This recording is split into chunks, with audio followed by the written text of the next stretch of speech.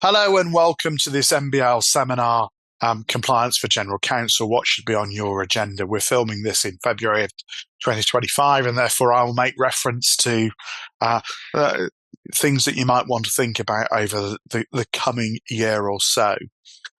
What I'm going to try and do today is to provoke some thoughts and to encourage you to reflect on your historical agenda and try and find some takeaways to do things a little bit different moving forward.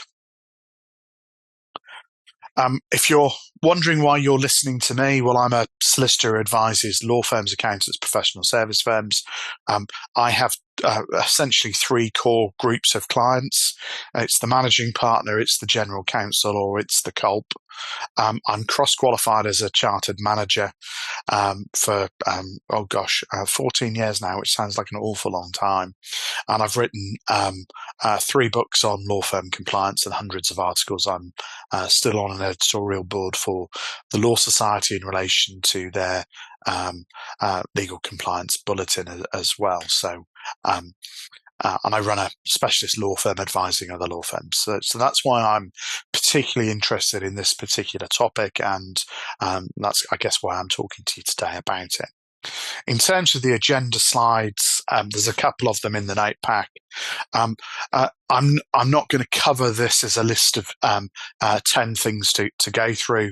What I am going to do is I'm going to use this as some topics to be factored into your thinking more generally. So, you know, if you're as general counsel in a law firm, you're clearly a larger law firm, you're not going to be so consumer focused, one would assume. So there are some larger consumer law firms out there, so we will touch on some consumer agenda stuff. But really what we're trying to look at is, how do you manage risk? What do you keep in-house? How do you manage some difficult people out?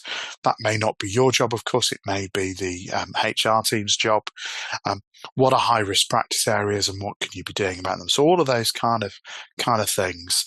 And we'll conclude by looking at a little bit of technology. We're going to be around about an hour or so.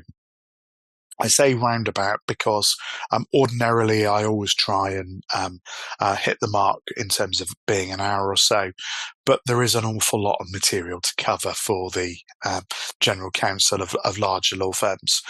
You are one of the busiest and most active groups because, of course, you typically encounter most of the risks that the SRA are concerned about and most of the challenges that come through the legal sector will land on your desk at some stage.